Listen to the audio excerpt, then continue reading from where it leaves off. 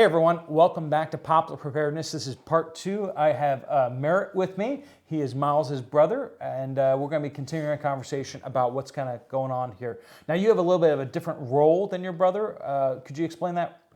It's a big family farm, bigger. He touched on that. So to be successful, we kind of have to each have lanes. Let him do his job. I try to do my job. I oversee the cattle part of things a little bit more traditionally, and the procurement of parts, keeping equipment running, the maintenance part of things. So I deal with that a lot more than he does, it seems like, on a day-to-day basis. And what are you seeing part-wise compared to other years? I am seeing where in the past you could count on parts coming in a day or even being in stock, where now we will go out and have to have a lot higher amount of inventory on hand. We will have, as we foresee breakdowns into a coming event like this fall harvest, big for us, we will try to have as many parts on hand as we can. Example, yesterday we had 2 days ago we had a breakdown on what we call a grain cart. Hauls the grain from the combine to the trucks, helps with the compaction in the field, makes things more efficient. Had some things go wrong on it. I was really expecting not to be able to have that thing running at all this year. Luckily, who we get the cart from, the brand, we were able to get it, but we had to drive. My brother drove 15 hours yesterday almost to get the stuff and bring it home the same day so we could get it up and running to get our harvest done. Wow. But parts can be tough, can be very tough. It's one time you can get this. Another $15 part you can't get. Some stuff like injectors on engines, you just can't get them. Can't. I had to buy a whole different piece of equipment because I couldn't get an engine up and running because they couldn't get the injectors. Is this like really old equipment that we're talking Actually, about? no. Or is this... It's not super modern, but it's 2007. But the engine that is used by John Deere is a common engine, but you can't get them. Can't get them. They're nowhere. So it's just a different normal that we are dealing with in parts, in anything. All society sees it. Yeah. But we see it, and it really affects your day-to-day operation. Your efficiencies get affected greatly. I spend time looking for parts instead of actually doing the work that needs to be done. So does that translate into like more labor costs, more just costs overall that you have to build into the price? It does. When I'm still healthy enough to work, and I'm one of the most experienced guys on the workforce that we have here because I'm the owner and I've been here my whole life, instead of me being out there helping my younger generation, I'm sitting on a phone or in an office looking for stuff or driving 15 hours to get parts. You add that up over a year and that affects real man-time shortages. I might have to go out and hire somebody to fill in the lost work that I didn't get done because of parts. And that's becoming real. Okay. And then you also said that you're kind of in charge, or you kind of oversee more the cattle side of things. Yes, I've always enjoyed that. What are you seeing in the market there?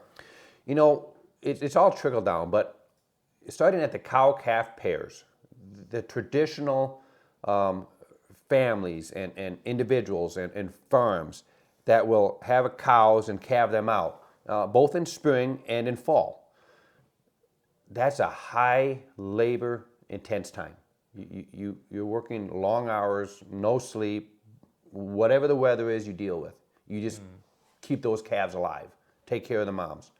I've actually been out in snow blizzards, my son and I, for 3 or 4 days, going out there every hour with snowmobiles to bring calves that just hit the ground into shelter.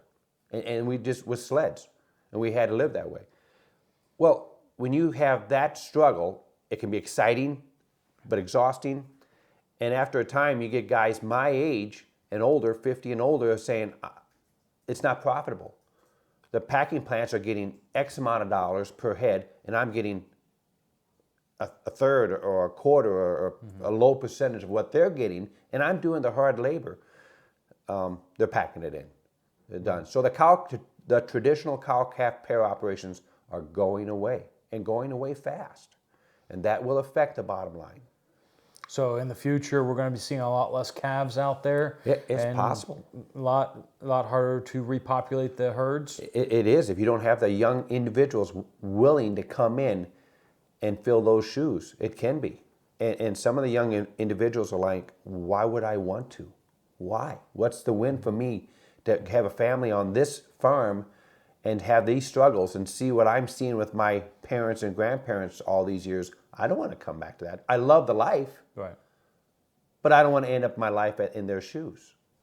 So you're seeing more farms closing in these regions, more farms opening?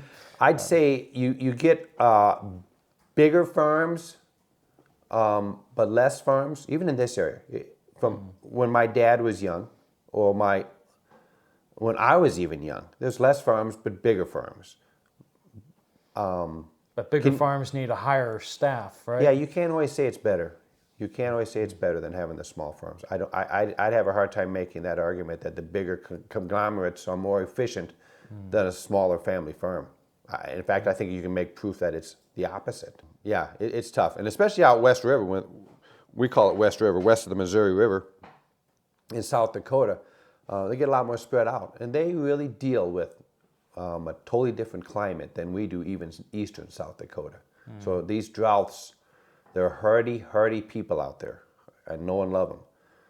But they've had a lot of years of very little moisture, and they get by with what a normal person wouldn't stand to live with.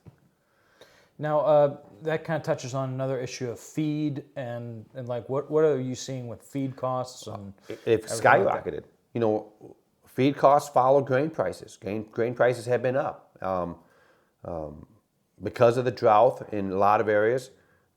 Even us, we had pretty good rain. We had up front this year, so we had good hay. But people are just begging for hay in other areas, and they're willing to haul it longer distance, higher costs, and pay more.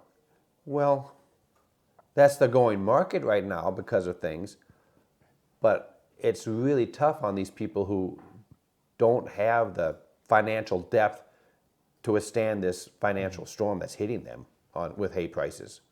Yeah. And they have to. They have no grass to feed. They have to buy it. So what are you seeing in the next 12 months, prices for cattle, beef?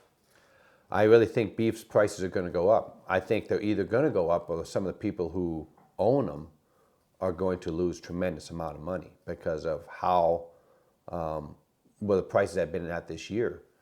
And some of the cattle that were brought in to feed, what they were brought in for, the feed prices that they expected to pay but are now paying, and that's going to make it so that they're either the price has to go up on the live market, or they're going to lose money, and they won't be doing it again. So it can be an exciting time, but a scary time because it's hard to market because of the fluctuations. What you expected to happen with the markets doesn't happen. We're working with a whole different thought process on marketing, it seems like. With packers trying to get, we don't deal with the packers, but we deal with somebody who does.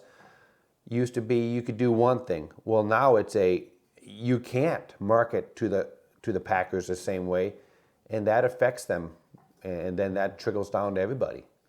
Right. Well, thank you so much for your insight and giving us a kind of a glimpse back behind the curtain of what's going on here in South Dakota. Thank you so much, Merritt. And Yep. You guys, if you want to check out another video, there's probably another video right here that you can check out. Otherwise, we'll see you later. Steve Poplar out.